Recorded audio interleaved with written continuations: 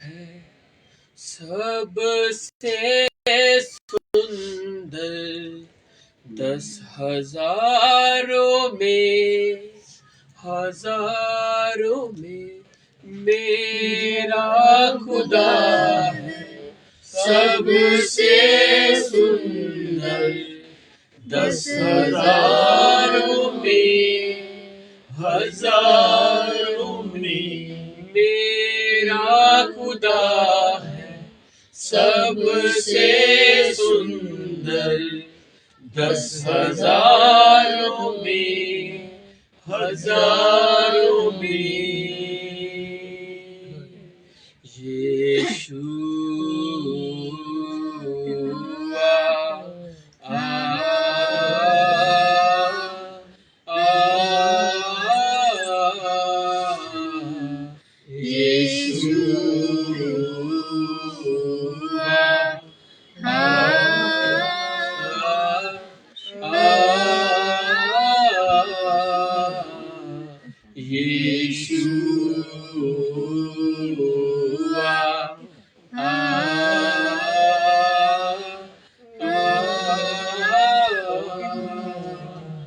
प्रभु तेरा धन्यवाद करते हैं इस समय के लिए, इस शाम के लिए प्रभु जी।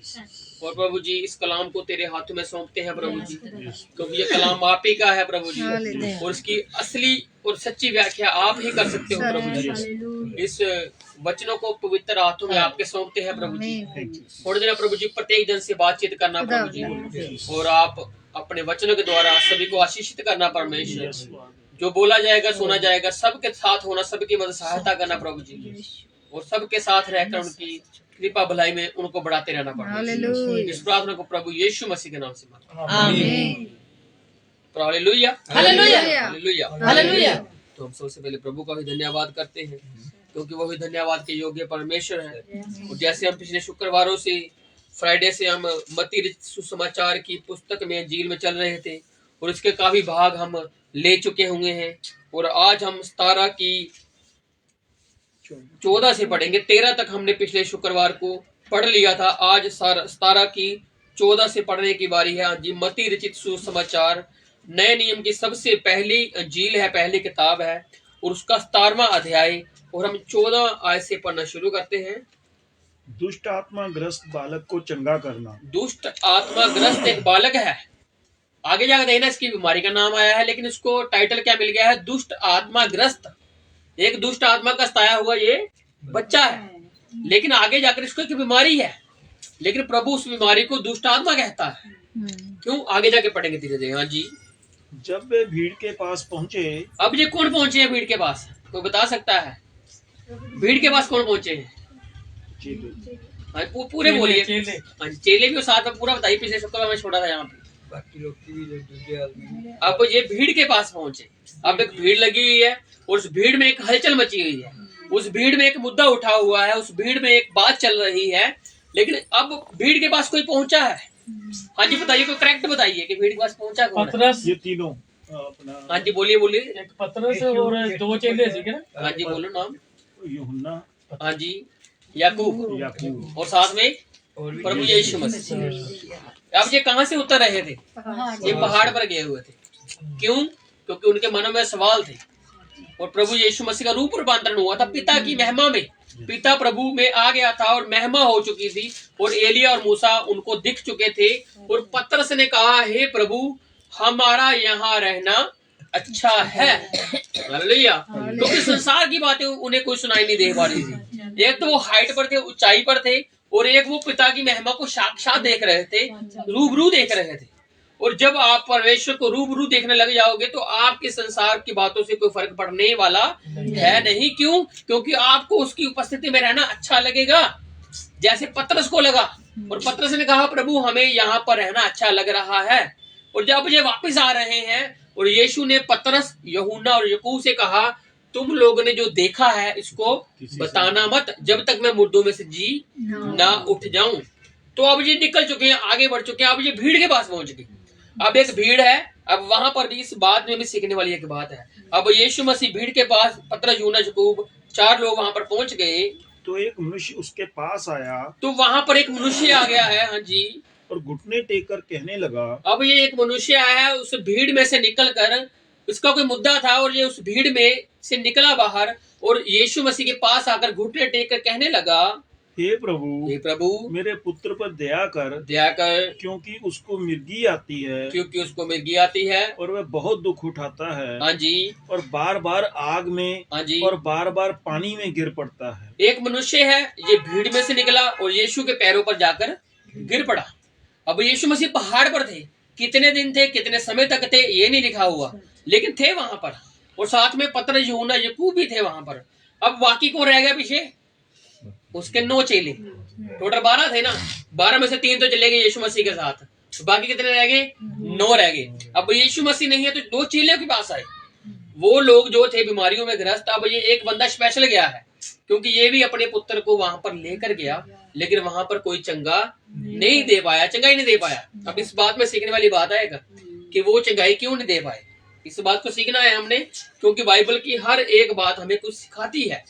यीशु का रूप रूपांतरण हमें कुछ सिखाता है, पतरस का वो कहना हमें सिखाता है, उसके आगे उनका ये कहना कि एलिया कब आएगा, उनका ये भी हमें सिखाता। पूरी बाइबल ही हमें कुछ न कुछ सिखाती है। हालेलुया। तो उसी प्रकार से ये मनुष्य भी कुछ सिखा रहा है। अब ये यीशु के पास गया, उसने कहा मेरे पुत्र को क्या आती है? मिर्गिया। दोहरा पड़ता है मिर्गी का, लेकिन वो क्या है? दुष्ट आत्मा। आगे जाके पता लगेगा आपको। कहने को तो बीमारी है, आज हर एक बीमारी जो है वो दुष्ट आत्मा है। इस बात को आप समझना धीरे से।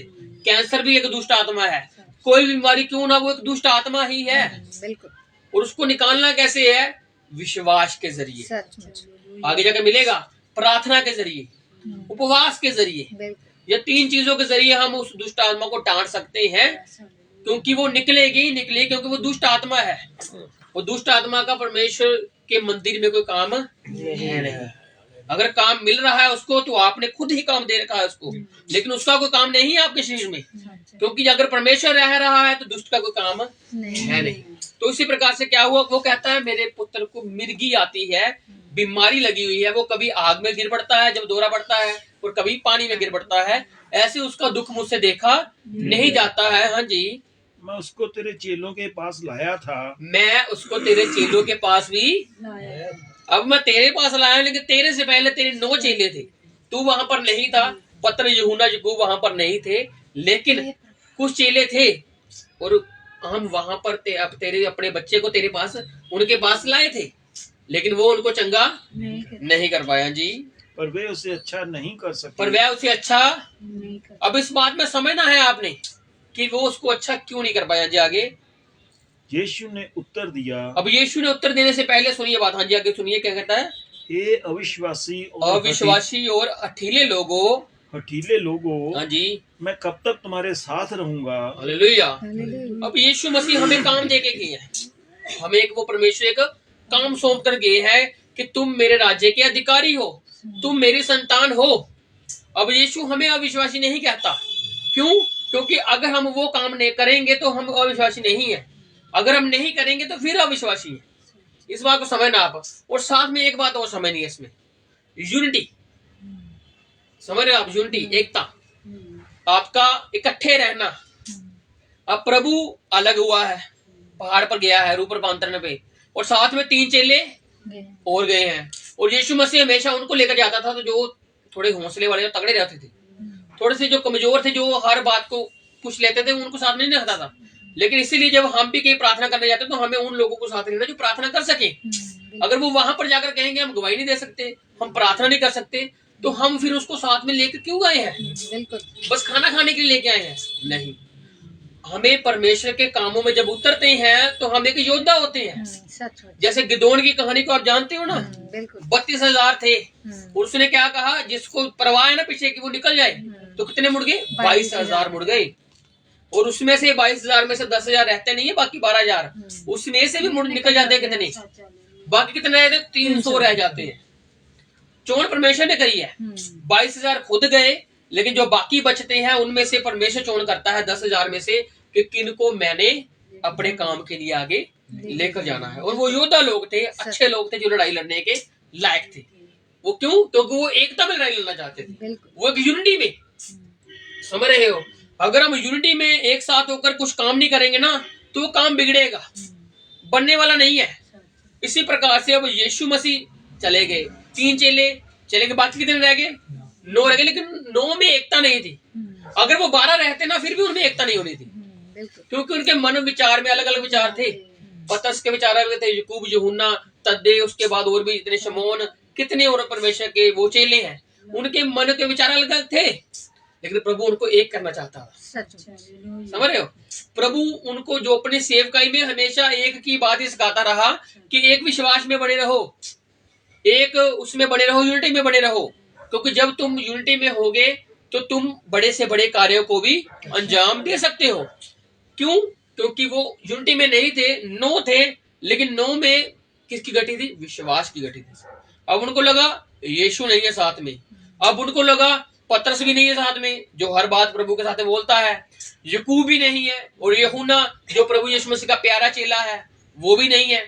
अब वो जो बाकी 9 थे उनमें कशमकश चल रही थी कि कैसे करेंगे, ठीक है, कैसे होगा, ये कैसे बनेंगे बात। समझ रहे हो? लेकिन प्रभु ने हमें अधिकार दे के गया हुआ है, इस बात को भी हमने समझना है। हमेशा हमने डिपेंड नहीं रहना किसी के ऊपर कि वो ही हमारे सिर के ऊपर हाथ रखेगा फिर ही हम चंगे होंगे। नहीं, आप अपने आप के ऊपर भी हाथ रख सकते हैं। इस बात को समझना आप। कई लोग कह सकते हैं कि अगर हाथ ही अपने रखना है तो पास्टर की क्या जरूरत है? अरे पास्टर भी जरूरी है, आप भी जरूरी हो। आपके बिना पास्टर कुछ नहीं है और पास्टर के बिना आप भी कुछ नहीं हो। समझ रहे हो? कलीसिया अगर इकट्ठी होगी तो यीशु मसीह का होना जरूरी है। अगर यीशु मसीह अकेला आया तो कलीसिया इकट्ठी नहीं है तो उसका भी होना क्या फिर है? समझ रहे हो? इसलिए यीशु ने कहा 2 या 3 लोग भी मुझे पुकारेंगे तो मैं आऊंगा। क्यों? क्योंकि वो अगर मुझे यूनिटी में पुकारेंगे, अगर वो विश्वास में पुकारेंगे, अगर वो एक मन से पुकारेंगे तो मैं आऊंगा। हालेलुया। उसको भी मालूम है कि 2 या 3 से ज्यादा गिनती होगी तो कई लोग नहीं मान पाते उस चीज को। 2-3 लोग अच्छे से मान लेते हैं क्योंकि 2-3 लोगों की सहमति बन जाती है आपस में, लेकिन काफी लोगों की सहमति बनानी मुश्किल है। उसीलिए तो प्रभु कहता है कि हे अविश्वासी और अठीले, अठीले मतलब जिद्दी, हठीलों को जिद्दी कहा गया है। जिद्दी लोगों, तुम आज तक अपने मनों में से विश्वास उत्पन्न कर ही नहीं पा रहे। मैं थोड़ा सा दूर क्या गया और तुम लोगों में से ये विश्वास ही नहीं आया कि उसको मैं चंगा कर दूंगा। किसी को दुष्ट आत्मा निकालनी है ना, तो आप लोगों में विश्वास होना चाहिए। अगर विश्वास नहीं है तो ये बात आप पर लग जाएगी कि हम अविश्वासी और हठीले हैं। आज तक हम जिद में फंसे हुए हैं। अगर जिद होगी तो परमेश्वर का काम नहीं होने वाला, अविश्वास तो वैसे भी नहीं काम होने वाला। इसलिए जिद्दों को निकालना है, मनों में से नफरतों को निकालना है। अगर प्रेम आएगा, संयम आएगा, आनंद आएगा, सब कुछ आएगा जो आत्मा के फल है, तो काम जरूरी होंगे ही होंगे। हालेलुया। क्योंकि वो आत्मा के वरदान है। और अगर प्रेम, आनंद, शांति, कृपा, धीरज जैसे सब कुछ होगा तो कोई ऐसी बात नहीं जो आप ना कर सको। आप सब कर सकते हो। छोटे से छोटा बच्चा भी किसी के लिए दुआ करेगा, वो भी इंसान चंगा हो जाएगा। बाल विश्वास की है। आपका विश्वास निर्भर करता है कि मैं किसी के लिए प्रार्थना करूं कि ना करूं, ये आप पर निर्भर करता है। लेकिन प्रभु उसके विश्वास को देखता है, करने वाले को और करवाने वाले को। अब मिर्गी वाला बंदा तो आया विश्वास से है, भीड़ से निकला, इसने विश्वास कर रखा था यीशु ठीक कर देगा, नहीं करेगा तो चेले ठीक कर देंगे। लेकिन यीशु ठीक करने वाला था लेकिन उसके चेले नहीं कर पाए। तो यीशु ने क्या कहा? अविश्वासी और हठीले लोगों। क्यों? क्योंकि उनमें एकता की कमी हो गई, यूनिटी की कमी आ गई, जिसकी वजह से वो कार्यों को कर नहीं पाए, संपूर्णता नहीं दे पाए। तो यीशु ने उनको डांटा। और आगे जाकर ना सवाल आएगा, आगे जाकर यही चेले पूछेंगे प्रभु हम क्यों नहीं निकाल पाए? इन्होंने कोशिश की है, इस बात को समझना आप। इन्होंने कोशिश की है लेकिन निकाल नहीं पाए, जिद की वजह से और अविश्वास की वजह से। क्यों? क्योंकि यीशु साथ में नहीं है तो इनमें अविश्वास आ गया। तो यीशु मसीह ने क्या कहा?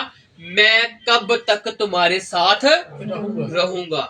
इस बात को समझना। अब प्रभु कब तक हमें क्या कहता रहेगा? बचाता रहेगा।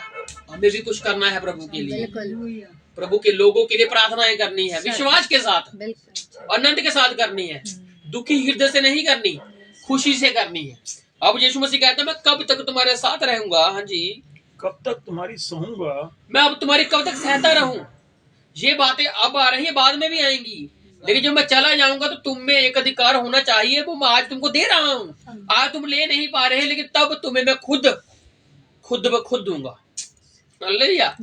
120 लोग जब बैठ गए तो उनके ऊपर अधिकार आया ना, तो फिर पतरस अधिकार से ही बोला फिर वहां पे। फिर वो शर्माया नहीं कि प्रभु ने मुझे शैतान कहा है, फिर वो शर्माया नहीं कि लोग मेरे बारे में क्या कहते हैं, फिर वो शर्माया नहीं कि मैं तो गैर यहूदी हूँ। गैर गलील था ना, वो गलील का, उसको गैर यहूदी कहा जाता है, लेकिन वो था यहूदी ही। तो फिर उसने किसी बात की परवाह नहीं की। फिर जब अधिकार आया तो वो विश्वास के साथ खड़ा हुआ और बोला। आज हमें भी विश्वास के साथ ही बोलना है, क्योंकि प्रभु की बातें विश्वास वाली हैं, जीवन वाली हैं। तो इसलिए उसने क्या कहा कि मैं कब तक तुम्हारे सहता रहूंगा, उसे यहाँ मेरे पास लाओ। अब यीशु कहता उसे मेरे पास लाओ। तब यीशु ने दुष्ट आत्मा को डांटा। यीशु ने क्या किया? दुष्ट आत्मा को डांटा। क्या आती थी उसमें? मिर्गी आती थी, लेकिन वो क्या है? दुष्ट आत्मा है, बुरी आत्मा है जो उसको तंग करती है, कभी आग में ले जाती है, कभी पानी में ले जाती है। इसीलिए आज कोई परेशानी है आपके शरीर में तो वो दुष्ट आत्मा का काम है। आप उसको डांटिए यीशु मसीह के नाम से, विश्वास के साथ डांटिए, प्रार्थना के साथ डांटिए और साथ में उपवास के साथ डांटिए। हालेलुया। क्योंकि आगे जाकर यीशु मसीह आपको यही फॉर्मूला देने वाला है। बिल्कुल, यीशु मसीह इस चीज का हल देगा आपको कि ये निकलने वाली कैसे है। बिल्कुल। इसलिए आज इस चीज को लेकर जाइए साथ में। अगर कोई परेशानी है, दुख है, दर्द है, बॉडी में किसी भी तरह की तकलीफ है, तो ये यीशु मसीह का एक चीज हाथ में लेकर जाइए, ये आपको आगे जाकर बहुत विश्वास बढ़ाने वाला है। हाँ जी, यीशु मसीह उसको डांटा और वह उसमें से निकल गई, और लड़का उसी घड़ी अच्छा हो गया। अच्छा हो गया, तंदुरुस्त हो गया। जी। तब चेलों ने एकांत में यीशु के पास आकर कहा। अब वो 9 चेले जो पीछे रह गए थे, बाकी जिन्होंने वो चीज नहीं कर पाए, अब उनके मन में प्रश्न था कि प्रभु जब तुमने हमको पहले भेजा था तब सब कार्य किए, आज नहीं कर पाए। समझ बात को? प्रभु के पास उत्तर लेने तो जाइए कि अगर काम नहीं बन पा रहे, अगर कोई चीज नहीं हो पा रही तो प्रभु से पूछिए तो सही, एकांत में पूछिए ना। जब आप अकेले हो और प्रभु आपके सुनने आएगा, फोन आपके साइड में पड़ा हुआ है, आपको परवाह नहीं है, फोन बजेगा, कोई आपको डिस्टर्ब करने ना आए, कोई आपको तंग करने ना आए, तब प्रभु से पूछिए। समझ, एक दिल लगाकर, एक मन लगाकर प्रभु से पूछिए तो सही कि प्रभु आज जिंदगी में उथल पुथल क्यों है, प्रभु आज जिंदगी में ऐसी परेशानी है क्यों है, तो वो आपको बताएगा किस वजह से ये चीजें चल रही हैं। जी। हम उसे क्यों नहीं निकाल सके? चेले कह रहे हैं, प्रभु जी हम क्यों नहीं निकाल पाए? उसने उनसे कहा। प्रभु अब उनसे कुछ कहने जा रहा है। अपने विश्वास की घटी के कारण। प्रभु ने पहली बात बता दी, सीधे बता दी, अपने विश्वास में, तुम्हारे विश्वास की घटी के करके ही। पहली बात क्या है? विश्वास की घटी। हाँ जी। क्योंकि मैं तुमसे सच कहता हूँ। अब प्रभु कहता है तुम में विश्वास की घटी है। अब मैं तुमसे एक बात सच कहता हूँ, यदि तुम्हारा विश्वास, हाँ जी, राई के दाने के बराबर भी हो। एक राई का दाना हम जानते हैं बहुत छोटा सा होता है, इसके बारे में हम बहुत कुछ पहले वचन को सुन चुके हैं कि राई का दाना जो होता है बहुत बारीक छोटा सा होता है, लेकिन जब वो बढ़ता है तो वो सब साग पात को छोटा कर देता है और खुद सब में से बढ़कर आगे निकल जाता है और वो आगे बढ़कर सबसे ऊंचा बन जाता है। क्यों? क्योंकि उसका जो बताया गया वो राई का दाना जो तो प्योरिटी को दर्शाता है, विदाउट मिलावट। वो ठोस भी होता है और उसमें मिलावट का कोई नामो निशान है ही नहीं। उसी प्रकार से प्रभु यीशु मसीह का राज्य है, एक तो वो अच्छा राज्य है और साथ में उसको मिलावट का कोई राज्य स्थान है ही नहीं उसमें। तो उसी प्रकार से उसने क्या कहा? मैं तुमसे कहता हूं विश्वास की घटी के करके। अगर तुम में विश्वास थोड़ा सा भी होता ना, तो तुम राई के दाने का विश्वास भी रखते, तो कोई भी पहाड़, मतलब मुसीबत, कोई भी मुसीबत तुम्हारे आगे खड़ ही नहीं सकती, तुम्हारे आगे ऊपर हो ही नहीं सकती। क्यों? क्योंकि तुम्हारा विश्वास राई के दाने के बराबर है। हालेलुया। तो हाँ जी, उसने कहा अगर राई के दाने के बराबर भी होता तो तुम, हाँ जी, तो इस पहाड़ से कह सकोगे, तो पहाड़ से भी कह सकोगे यहाँ से सरक कर वहाँ चला जा, तो वह चला जाएगा, तो वह चला जाएगा। कहने का मतलब राई का दाना क्या है? विश्वास। पहाड़ क्या है? मुश्किलें, मुसीबतें, दुष्ट आत्माएं जो आपके रास्ते में रुकावटें हैं। पहाड़ का मेन काम क्या होता है? रुकावट। एक रुकावट को पैदा करना। वो एक पत्थर होता है और एक पहाड़ भी होता है। पहाड़ एक पत्थर में मिट्टी होती है, और वो ऐसे एक बड़ा सा पहाड़ बनता है। इसी प्रकार से जो हमारी मुसीबतें देखने में हमें बहुत सख्त लगती हैं, देखने में बहुत बड़ी लगती हैं, लेकिन वो अंदर से मिट्टी के माफिक होती हैं। जब आप उसके आगे आगे बढ़ते जाओगे तो मिट्टी खिसकती जाएगी, हालेलुया। हालेलुया। जब आप आगे बढ़ोगे तो पहाड़ में से मिट्टी जो है वो धीरे धीरे खिसकने लग जाएगी और आप अपना रास्ता आगे आगे तय करते जाओगे। ये है, पहाड़ हटेगा, मुसीबतें हटेंगी जब आप बढ़ोगे। जब आप उसी जगह पर स्टैंड होके खड़े रह गए, आगे ही बढ़ने की कोशिश की, अपने विश्वास की बढ़ोतरी ही नहीं की, तो वो पहाड़ भी हटने वाला है नहीं। पहाड़ को हटाने के लिए विश्वास की जरूरत है, और विश्वास क्या है? प्रभु यीशु मसीह का पवित्र नाम। जब वो आपके हृदय में स्थायी से होगा, अच्छाई से होगा, तो कोई भी पहाड़ आपके आगे खड़ा नहीं सकता है, कोई रुकावट बन नहीं सकता है। प्रभु ने कहा पहाड़ हट जाएगा अगर विश्वास राई के दाने के बराबर भी होगा, और कोई बात तुम्हारे लिए असंभव ना होगी। कोई भी बात, समझ रहे हो, कोई बात तुम्हारे लिए असंभव, इम्पॉसिबल नहीं होगी। हालेलुया। और संत पुरुष कहता है जो मुझे समर्थ देता है, सुनिए ना बात आपने, जो मुझे समर्थ देता है उसमें मैं सब कुछ कर सकता हूँ। हालेलुया। समर्थ हमें प्रभु यीशु मसीह देता है, और आज हम भी कहते हैं उसमें हम सब कुछ कर सकते हैं। हालेलुया। अपने से नहीं कर सकते, उससे कर सकते हैं। वो अगर हम में होगा तो हम कर सकते हैं। पिछली बार देखा था ना, प्रभु ने कहा अपने आप का इनकार करो। अगर अपने आप का इनकार किया होगा तो वो आप में होगा और आप बड़े बड़े कार्यों को आसानी से कर लोगे। लेकिन अगर वो आप में नहीं, आप में आप ही हो, तो आप जिद्दी भी हो, आप हठीले भी हो, और आप अविश्वासी भी हो, और आप प्रार्थना भी नहीं करते, और आप उपवास भी नहीं रखते। समझ रहे हो? ये वचन आगे आगे कहेगा, किसको कहेगा? चेलों को कह रहा है। क्या कहा? कि अगर तुम ऐसा ऐसा करोगे तो तुम्हारे लिए कोई भी चीज असंभव है नहीं। हाँ जी। पर यह जाति बिना प्रार्थना और उपवास के नहीं निकलती। ये जो दुष्ट आत्माएं है ना, ये एक जाति है। ये जाति हैं, कुछ प्रजातियां हैं, इनमें भी अलग अलग तरह के नाम पाए जाते हैं। मिर्गी पाया था, कैंसर पाया था, और भी पता नहीं कितने कितने इनके नाम हैं। ये जातियां हैं, कोई छोटी जाति कोई बड़ी जाति है, लेकिन ये जातियां हैं। इस जाति को निकालने के लिए पहले तो विश्वास होना चाहिए, और दूसरी बात, ये जाति बिना प्रार्थना के, लिखा ना यही, ये जाति बिना प्रार्थना और उपवास के नहीं निकलती। पहला विश्वास, और दूसरा प्रार्थनाएं, और तीसरा उपवास। इन चीजों की बढ़ोतरी करोगे तो कोई चीज आप में अंदर आ नहीं सकती है। हालेलुया। उपवासों में रहोगे तो आपकी नफरतें बाहर निकलेंगी। खाना नहीं अंदर जाएगा, लेकिन आपके अंदर जो बुराइयां हैं वो निकलेंगी। जो जिद्दी पुना है वो बाहर आएगा। क्यों? क्योंकि जो उपवास हमें नम्र बनाते हैं। पिछली बार देखा था हमने कि उपवास रखना जरूरी ही क्यों है? क्यों? नम्र बनाने के लिए, हमें नम्रता लाने के लिए, हमें प्रेम लाने के लिए, हमें संयम लाने के लिए, हमें आनंद लाने के लिए। अगर हम प्रभु में बढ़ते नहीं है तो आनंद हमारा जाता रहता है। हमें किसी बात में आनंद नहीं मिलता, खुशी नहीं मिलती। क्यों? क्योंकि हमारा आनंद जाता रहा। जब प्रभु में है हम, तो हमें हर बात में ही आनंद मिलेगा। हालेलुया। आप प्रभु के काम करके आनंद तो मिलेगा ही मिलेगा। जब आप कोई संसारी काम भी करने लगोगे आपको उसमें भी आनंद आएगा। क्यों? क्योंकि प्रभु ने आपको आनंद लेने के लिए बनाया हुआ है। हालेलुया। इसलिए आप अपने आनंद को खुद मत खोइए। प्रभु ने आपके अंदर अपना एक आनंद रखा हुआ है, और हमें प्रभु में आनंदित रहना है। हालेलुया। कोई काम करते हैं तो प्रभु के नाम से करिए, आनंद के साथ। हालेलुया। तो प्रभु ने कह दिया है 3 चीजें हैं जिसकी वजह से ये जाति नहीं निकलती। विश्वास की घटी के करके नहीं निकलती, उपवासों की वजह से नहीं निकलती, और साथ में प्रार्थनाएं नहीं करने से तो निकलेंगी ना।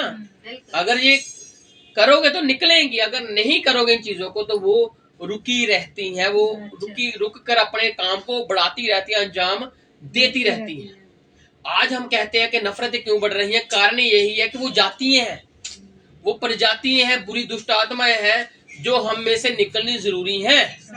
हालेलुया। और हमने इन 9 चेलों के माफी के नहीं बनना जो यूनिटी में नहीं थे। हमने यूनिटी में रहना है, एकता में, इकट्ठे में रहना है। हालेलुया। इसलिए जब चर्च में भी जाते हो तो एकता में रहना जरूरी है। घर के भी अगर सदस्य आपस में नहीं मिले रहेंगे तो उनमें वैर विरोध होगा, उनमें नफरतें होंगी, उनमें झगड़े होंगे। कारण कि वो एक मन नहीं है।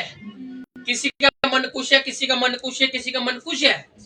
जैसे परिवार के ऊपर ये बात लगती है, वैसे एक नौकरी पेशे के ऊपर हमारी बात लगती है। अगर बॉस की मालिक और जो उसका वो काम करने वाले एम्प्लॉय है, अगर उनके आपस में मतभेद होंगे तो उनमें आपस में लगती ही रहेगी। लेकिन अगर आपके मन मिलते होंगे आपस में, आपका एक दूसरे से प्रेम है, तो आपको अच्छा लगेगा उसके साथ काम करने में। समझ रहे हो ना? उसी प्रकार से कलीसिया भी आती है हमारी। अगर कलीसिया में हमारे मन नहीं मिल पा रहे तो हम नफरतों से ही भरे रहेंगे, हम एक दूसरे को पसंद नहीं करेंगे। क्यों? क्योंकि नफरतें चल रही हैं आज भी। लेकिन प्रभु चाहता है प्रेम को लाइए। हालेलुया।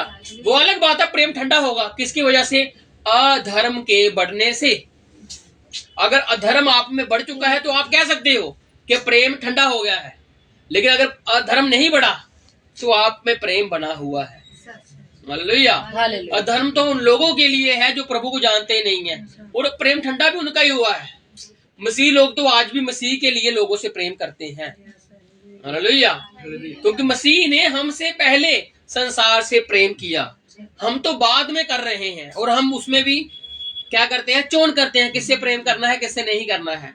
लेकिन मसीह ये बात नहीं सिखाता है। मसीह यही सिखाता है, संसार से प्रेम करो। हालेलुया। क्योंकि संसार से प्रेम उसने किया पहले, हम तो उसके बाद करेंगे। इसलिए उसने कहा उपवास के बिना ये नहीं निकलेगा, प्रार्थना के बिना ये नहीं निकलेगा, विश्वास के बिना ये बातें नहीं होने की। हाँ जी, आगे। और कोई बात तुम्हारे लिए असंभव ना होगी। हाँ जी, कोई बात तुम्हारे लिए असंभव हो नहीं होगी। हाँ जी, आगे। अपनी मृत्यु के विषय में यीशु की पुनः भविष्यवाणी। अब यीशु मसीह ने पहले भी ये बात कही थी, याद है आपको? कही थी ना। और तब कोई बंदा बोला था उसके आगे, पत्थर से बोला था। पत्थर से क्या बोला था? नहीं, पत्थर से कुछ और बोला था। यही भविष्यवाणी प्रभु ने की थी कि मैं मरने वाला हूँ। उसने प्रभु को झिड़का था, साइड में लेकर जाके झिड़का कि प्रभु ऐसा नहीं मैं करने वाला, परमेश्वर ना करे ऐसा हो। समझ रहे हो? और तब हमने सीखा था कि प्रभु के रास्ते में रुकावट नहीं बनने का। प्रभु अपना कार्य कर रहा है, उसमें बाधाएं नहीं बननी है, उसमें हमने रुकावटें नहीं बननी है। पत्थर बन गया। अगर प्रभु सलीब पर ना जाएगा, मरेगा नहीं, जी नहीं उठेगा, प्रभु ने कहा मैं जी भी उठूंगा, उसने उसकी तरफ ध्यान नहीं दिया। उसने सिर्फ इस चीज की ध्यान दिया कि वो मरने वाला है। और ऐसा कौन है जो उसको मार देगा? मैं हूं ना प्रभु के साथ। अच्छा, मेरे पास है तलवार, मैं मारूंगा लोगों को। लेकिन प्रभु ने कहा तलवार को म्यान में ही डाल ले। ये आगे जाके बात आएगी तो उसको डाल ले, क्योंकि जो तलवार से मारेगा वो तलवार से ही मरेगा। लेकिन मैं प्रेम से जीतने आया। हालेलुया। ऐसे बहुत कम लोग हैं, मैं कहता हो ही नहीं, प्रभु यीशु मसीह के अलावा ऐसा कोई व्यक्तित्व है ही नहीं जो प्रेम से जिसने संसार को जीता, जिसने एक भी इंसान को बिना चोट पहुंचाए, किसी को चोट नहीं पहुंचाई प्रभु ने। जिसको उसने चेलों ने चोट पहुंचाने की कोशिश भी की, प्रभु ने उसको भी कान को चंगा कर दिया। हालेलुया। किसी को बिना दुख पहुंचाए, चोट पहुंचाए, प्रभु ने प्रेम के साथ लोगों को जीत लिया। हालेलुया। आज हम उसके प्रेम के वसीले से बैठे हुए हैं। हालेलुया। और वो हमें भी चोट नहीं बचाना चाहता, वो हमें जीवन देना चाहता है। इसलिए उसके जीवन में बने रहिए। अब वो अपने मृत्यु के विषय में प्रभु फिर से भविष्यवाणी कर रहा है। जी, जब वे गलील में थे, हाँ जी, तो यीशु ने उनसे कहा मनुष्य का पुत्र मनुष्यों के हाथों में पकड़वाया जाएगा। ये बात प्रभु ने पहले भी कही थी और प्रभु फिर से कह रहा है कि मैं मनुष्य के हाथों से पकड़वाया जाऊंगा। वे उसे मार डालेंगे, वह मुझे मार भी डालेंगे, और वह तीसरे दिन जी उठेगा। वह तीसरे दिन जी उठेगा। इस पर वे बहुत उदास हुए। इस पर पतरस नहीं आया अब आगे, समझ रहे हो? क्योंकि प्रभु ने पतरस को कह देते हैं शैतान तुम मुझसे दूर हो जा। मगर जो उसकी बातें थी उस वक्त की, प्रभु ने कहा तू ये बातें मत कर। अगर तू ही ये बातें करेगा तो मैं आगे कैसे बढ़ूंगा? मेरा आगे बढ़ना जरूरी है, लेकिन तेरी ये बातें करनी जरूरी नहीं है।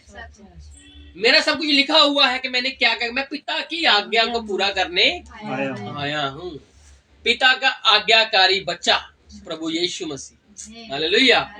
जब आज्ञा का पालन हुआ तो वो राजा भी बना। हालेलुया। और उसने कहा स्वर्ग और पृथ्वी का अब सारा अधिकार पिता ने मुझे दे दिया हुआ है। हालेलुया।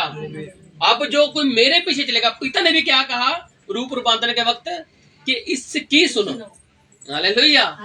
अब हम उसकी सुनते हैं। हालेलुया। इसलिए जब हम उसकी सुनेंगे तो हमें किसी और बात की फर्क नहीं पड़ने वाला। जब हम उसकी नहीं सुनेंगे यीशु की, तो बहुत बातों को फर्क पड़ेगा। इसलिए उसने क्या कहा, चेले उदास हो गए। अब किसी ने नहीं बोला क्योंकि उसको मालूम था कि यीशु मसीह के आगे बोलेंगे तो ये हमें डांटेगा। अब पहले पतरस ने साहस कर लिया उसको डांटने का, झिड़कनेगा और उसको प्रणाम भी मिल गया फिर आगे। तो अब कोई नहीं बोला, क्यों? क्योंकि उसको मालूम था ये जो कह रहा है ये रूप रूपांतरण के वक्त पिता की महिमा में था। और उसने कहा इसकी सुनो, अब तुम अपनी बीच में बात मत लाओ। पत्रस ले आया था बीच में बात, अब कहता अब इसकी ही सुनो बस तुम लोग। उसने कहा और वो उदास हो गए। अब कुछ कह नहीं सकते, लेकिन सुन रहे हैं कि प्रभु ऐसा कह रहा है, तीसरे दिन जी उठेगा। अब बस हमें उसके जी उठने का इंतजार करना है कि जी कब उठेगा जी। हाँ जी। मंदिर का कर, मंदिर का कर, मंदिर का कर मतलब कि जो वहां पर यरूशलेम का मंदिर था, वहां पर एक टैक्स था जो साल में एक बार देना पड़ता है, और वो एक सिक्के का आधा देना पड़ता है। वहां पर एक शकेल होता था यीशु मसीह के वक्त, और वो एक सिक्का होता था चांदी का, सिल्वर कॉइन होता था, और उसमें से आधा देना होता था किनको? जो 20 साल के ऊपर के व्यक्ति थे। और ये जो आज्ञा है मूसा के वक्त निर्गमन में लिखी हुई है कि ये जो 20 साल के ऊपर इंसान हो जाएगा तो उसने मंदिर का टैक्स देना है, मंदिर का कर देना है। कितना देना है? आधा, एक सिक्के का आधा देना है। अब मंदिर के कर की बात है, अब इस बात में भी सीखने वाली बात है। इस बात को समझना, बाइबल की सब बातों में कोई ना कोई बात सीखने वाली है, चाहे वो साधारण है, चाहे वो रेवलेशन में है, चाहे वो गहराई में है, चाहे वो ऊपर ऊपर से ही है, लेकिन हर एक बात सीखने वाली जरूरी है। मंदिर के कर की बात है। हाँ जी। जब वे कफरनहूम पहुंचे, अब यीशु मसीह गलील में वहां पर कह रहे थे कि मैं मर जाऊंगा, जी उठूंगा, और वो चेले उदास हो गए। अब वो आगे बढ़ गए, तो अब वो कहां पर आ गए? कफरनहूम में आ गए। तो मंदिर का कर लेने वालों ने पतरस के पास आकर पूछा, हाँ जी, क्या तुम्हारा गुरु मंदिर का कर नहीं देता? उन्होंने सवाल पूछा किससे? पतरस से। क्या तुम्हारा गुरु, जो मंदिर का टैक्स लेते हैं, मंदिर वाले के, मंदिर के जो बैठे होते हैं, उन्होंने कहा क्या तुम्हारा गुरु मंदिर का टैक्स नहीं देता? हाँ जी। अब देखना पतरस को पता नहीं इस बात का, ये देखना बात है, लेकिन पतरस झूठ बोलेगा यहाँ पे, इस बात को समझना है ना।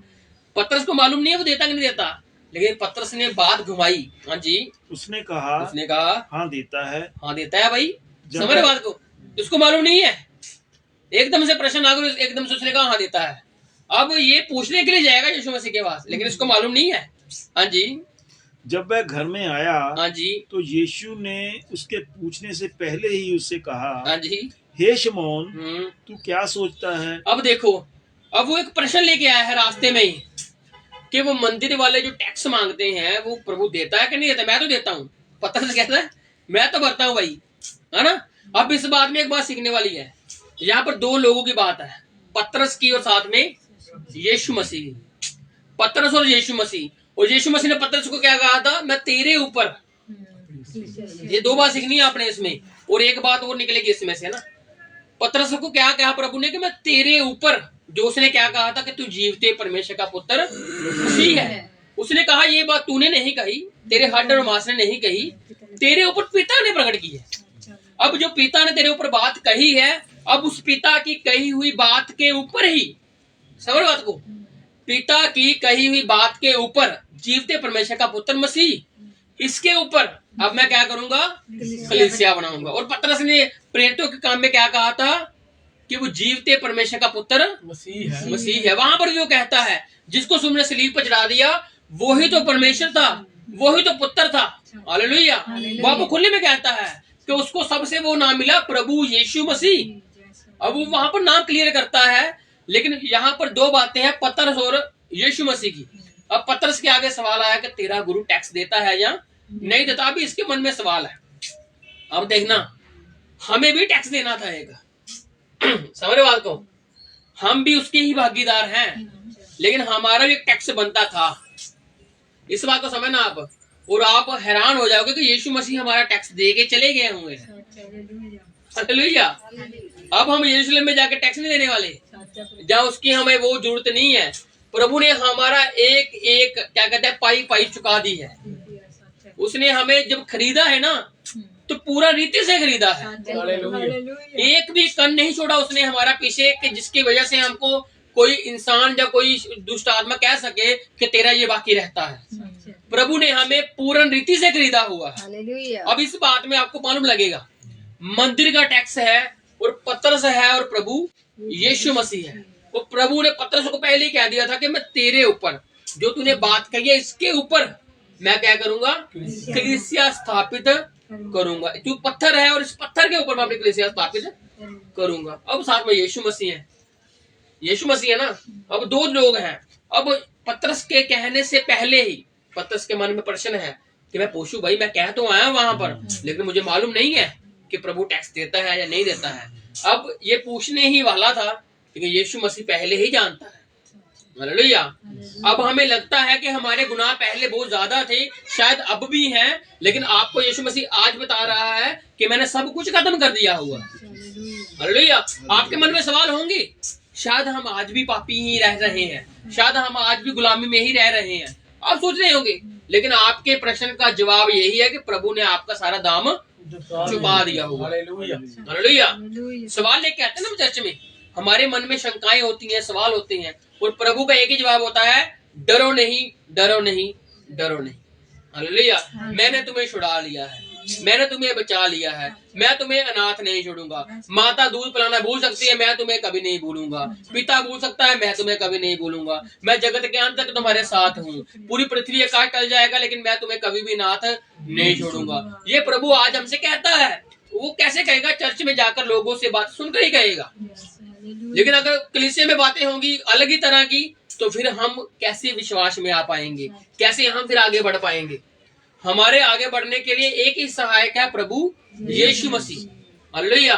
इसलिए आपकी बातों में जो प्रभु यीशु मसीह रहेंगे, तो कोई भी ताकत आपको पीछे कर नहीं सकती। तो यहाँ पर क्या बात आ गई कि प्रभु से मैं पूछता हूँ कि वो देता है कि नहीं देता टैक्स। तो अभी वो सोच ही रहा था, घर में पहुंच ही रहा था, तो यीशु ने उसको पहले कह दिया कि तू क्या सोचता है?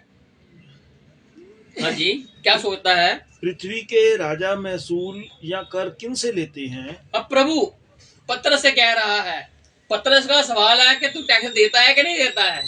अब प्रभु उनसे कह रहा है पतरस से कि हे पतरस, तू मुझे एक बात बता, ये जो राजा लोग होते हैं, जो बड़े लोग होते हैं, इस बात को समझना आप लोग भी, ये जो बड़े लोग होते हैं, राजा लोग होते हैं, ये टैक्स लेते किनसे है? प्रभु कह रहे हैं ना को कि ये जो कर है, मंदिर का कर, ये लिया किनसे जाता है? पुत्रों से या परायों से? समझ रहे बात को? अगर एक मालिक है, काम करने वाला एक मालिक है, अगर उसका बेटा है और साथ में कितने एम्प्लॉय हैं, तो अपने बेटे को नहीं बोलेगा जाओ उस एम्प्लॉय वाला काम कर। क्यों? क्योंकि उसका बेटा उसके साथ, उसकी कुर्सी के साथ बैठेगा। लेकिन जो दूसरे एम्प्लॉयर होंगे, काम करने वाले होंगे, वो ही काम करेंगे। उसी प्रकार से प्रभु ने क्या कहा कि तू बता कि जो राजा है वो टैक्स किन से लेगा? पुत्रों से या परायों से? हाँ जी, आगे। अपने पुत्रों से या परायों से? पुत्रों से या परायों से? अगर पुत्र होगा तो वो टैक्स नहीं लेगा, समझ रहे हो? वो फिर टैक्स कर नहीं लेगा। लेकिन अगर वो पराया होगा तो फिर वो क्या करेगा? टैक्स लेगा। समझ रहे बात को? हम क्या है? प्रभु की संतान है। हालेलुया। हम पुत्र हैं, हम उसकी संतान हैं, और वो हमसे टैक्स किसी बात को कुछ लेता ही नहीं है। संसार के लोग लेते हैं क्योंकि हम उनके लिए पराए हैं, संसार में रह रहे हैं, संसार में जी रहे हैं, तो हम उनका जो बनता है कुछ भी या कुछ भी तरीके से दे रहे हैं, है ना? जैसे कितना कुछ लगा हुआ है, हम उनको चुका रहे हैं। क्यों? क्योंकि हम पराए हैं। लेकिन जो उनके अपने बच्चे होंगे वो थोड़ी देते होंगे। इस बात को भी समझना आप। क्यों? क्योंकि वो तो राजा लोग हैं, राजा के बच्चे हैं, वो थोड़ी देंगे। देंगे कौन? पराये लोग। उसी प्रकार से प्रभु का पुत्र देंगे या पराये देंगे। अब आगे क्या हुआ? पतरस ने उससे कहा, हाँ जी, परायों से। किससे लेंगे वो? परायों से। पतरस ने कहा कि पुत्र से तो वो नहीं ले सकते वो टैक्स। किससे लेंगे फिर वो? पराये लोगों से, जो उसके अपने है नहीं है। प्रभु देखो आगे क्या कहता है। यीशु ने उससे कहा, हाँ जी, तो पुत्र बच गए। तो फिर बच्चे क्या हो गए? बच गए, उनसे टैक्स नहीं लिया गया। अब प्रभु पुत्र है, प्रभु ने कहा ना मनुष्य का पुत्र। अब प्रभु बचा हुआ है, लेकिन अब आगे जाके प्रभु बात कहेगा। समझ रहे हो?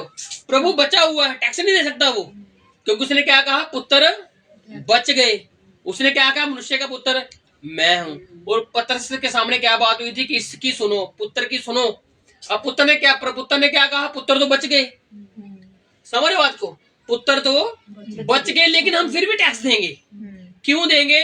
कि इनको ठोकर ना लगे। हालेलुया। आगे वाली बात यही है कि हम कर चुकाएंगे इसलिए कि इनको ठोकर ना लग जाए। अगर हम अड़ जाएंगे तो ठोकर लगेगी इनको। पिछली बार तो वो ठोकर लगी थी ना, जब प्रभु ने कहा था खमीर से सावधान रहना, है ना, उनको कहा था कि इनके जो बातें हैं इनसे दूर रहना। तो आगे जाकर पतरस क्या कहता है प्रभु से, फिर प्रभु जो तूने बातें कही है ना, उनको ठोकर लगे तेरी बातों से। समझ रहे बात को? उनको ठोकर लगी, अब भी ठोकर लग सकती थी, लेकिन प्रभु ने ठोकर बचा ली। और क्या कहता है प्रभु, पुत्र तो बच गए तो भी इसलिए हाँ जी कि हम उन्हें ठोकर ना खिलाएं। आगे ना बात, प्रभु इसीलिए कह रहा है कि पुत्र बच गए, हम बचे हुए हैं, हमारा टैक्स देना बनता नहीं है, लेकिन फिर भी क्यों इनको ठोकर ना लगे। इनको ठोकर नहीं लगानी हमने, इसलिए हम कुछ करेंगे इनके लिए। हाँ जी, तू झील के किनारे जाकर हाँ जी बंसी डाल, हाँ जी, एक वहां पर डाल, हाँ जी, और जो मछली पहले निकले, जो मछली पहले निकले। अब देखो प्रभु ने सब योजनाएं कर रखी हैं हमारे लिए, हमारी सारी योजनाएं व्यर्थ हैं, लेकिन प्रभु की सारी योजनाएं सफल हैं। समझ बात को? हम बहुत कुछ सोचते हैं लेकिन वो सफल हो जाता है, हम बहुत कुछ प्लानिंग करते हैं लेकिन वो क्या कहते हैं, निष्फल हो जाता है। लेकिन जो प्रभु सोचता है, जो प्रभु करता है, उसमें सब बातें क्या है, सच्ची और विश्वास योग्य और आमीन के योग्य हैं। समझ बात को? अब प्रभु को मालूम है मैं तो बचा हुआ हूँ, लेकिन वो फिर भी ठोकर ना लगे। अब हमें भी मालूम है कि हम भी बचे हुए हैं, लेकिन हम भी कई बातें ऐसी नहीं कहते जिसकी वजह से संसार के लोगों को ठोकरें लगे। हम नहीं कहते, ठोकर लगा सकते हैं हम किसी बात पर भी। संसार हमें कितना कुछ कहता है, हमें ठोकर लगाता है बात बात पर, तो हम भी ठोकर लगा सकते हैं कितनी बातें बोलकर, लेकिन हम चुप क्यों रहते हैं कि हम पुत्र बचे हुए हैं, हम बचे हुए हैं ना। लेकिन फिर भी हम ये जो बातें कर रहे हैं ये प्रभु के लिए ही कर रहे हैं। अब प्रभु ने भी अगर पतरस को आज्ञा दी जाकर सिक्का निकाल मछली के मुंह से, तो क्यों कहा कि हम इसको ठोकर नहीं लगने देंगे, संसार उस मंदिर के लोगों को ठोकर नहीं लगने देंगे। उसी प्रकार से ये जो पतरस है, पतरस को बोला जा किनारे पर जा, वहां पर अपनी वो शरीर डाल और वहां से मछली निकाल जो पहले निकलेगी, हाँ जी, उसे ले उसका मुंह खोलने पर तुझे एक सिक्का मिलेगा। देखो एक ही मछली प्रभु ने बोली, सिक्के प्रभु कितने निकाल देता, प्रभु सिक्के कितने निकाल देता, लेकिन प्रभु ने मछली भी एक ही बोली और कहा कि पहली मछली में से ऐसी मछली कितनी आ सकती है, और लेकिन जो पहले आएगी तूने क्या करना, उसका मुंह खोलना है, उसके मुंह में से क्या निकलेगा, एक सिक्का निकलेगा। हालेलुया। देखो कितनी अनहोनी बात है सोचने में। अगर जैसे योना मछली के 3 दिन, कितनी अनहोनी बात है।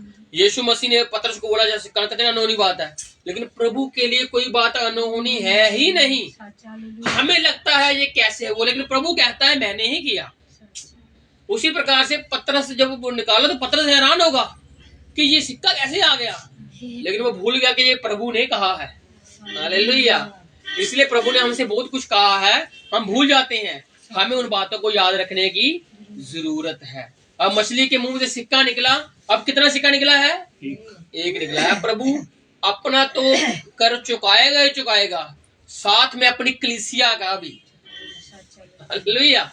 पतरस क्या है, पतरस किस चीज को दर्शा रहा है, प्रभु की कलीसिया को जो उसने उसके ऊपर बनाई है। समझ बात को? अब देखो आगे बात आज पढ़ते हैं। उसी को लेकर, उसके मुंह खोलने पर तुझे एक सिक्का मिलेगा। हाँ जी, उसी को लेकर मेरे और अपने बदले उन्हें दे देना, मेरे और अपने बदले। हालेलुया। प्रभु ने दोनों का जाम चुकाया, प्रभु ने किसी का रख छोड़ा नहीं।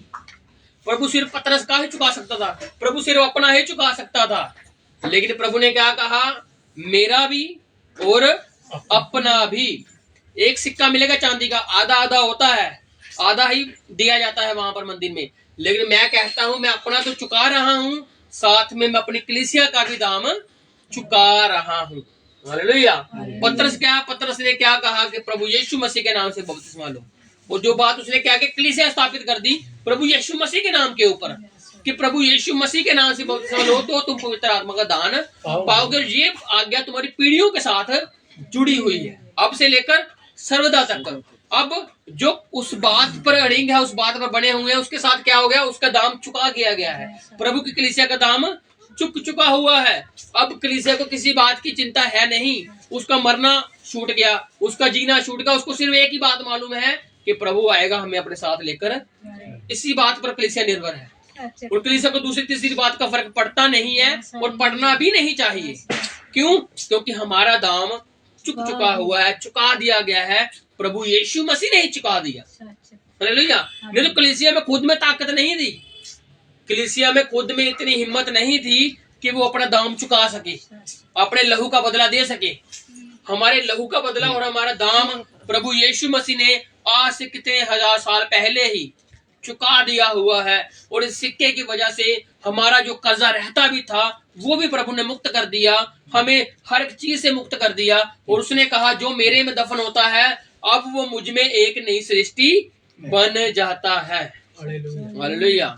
इसलिए आज हमारे सारे दाम चुका दिए गए हैं, हमारे सारे गुनाह प्रभु ने माफ कर दिए हुए हैं, हमारी सब चीजें माफ हो चुकी हुई हैं। अब अगर हम अच्छा सोचते हैं, अच्छा बोलते हैं तो वो हमारे लिए अच्छा निकलेगा। और अगर इसके उल्ट अगर हम बुरा बोलते हैं, बुरा सोचते हैं तो वो हमारे लिए बुरा निकलेगा।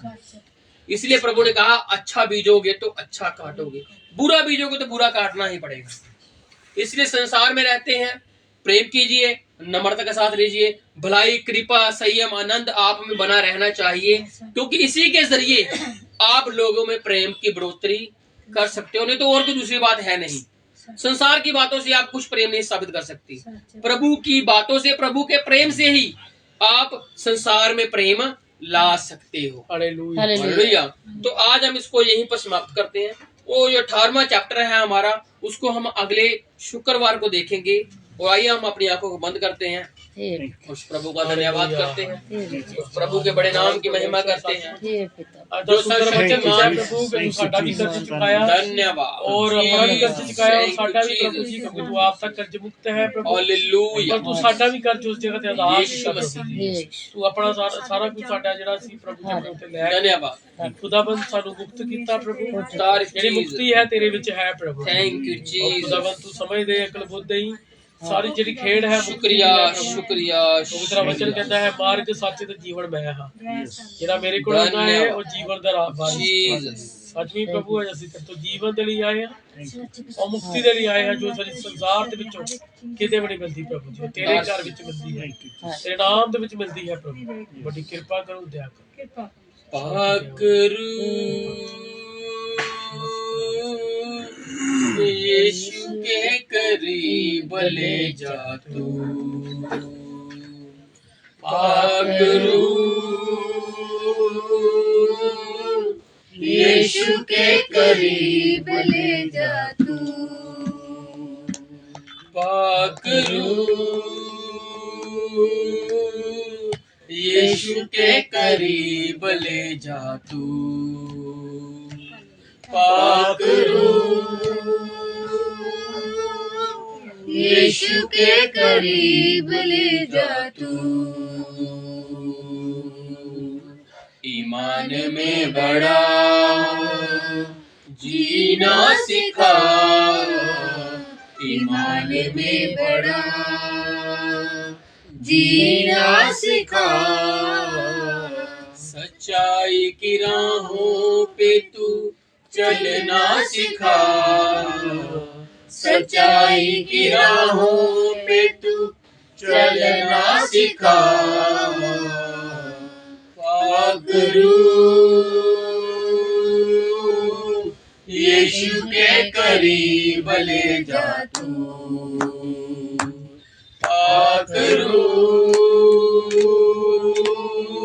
यीशु के करीब ले जा तू, यीशु के करीब ले जा तू, यीशु के करीब ले जा तू। Hallelujah hallelujah hallelujah hallelujah. तो हम अपनी आंखों को बंद ही रखते हैं, स्वर्गीय प्रार्थना में हम भाई जगजीत के साथ जाते हैं।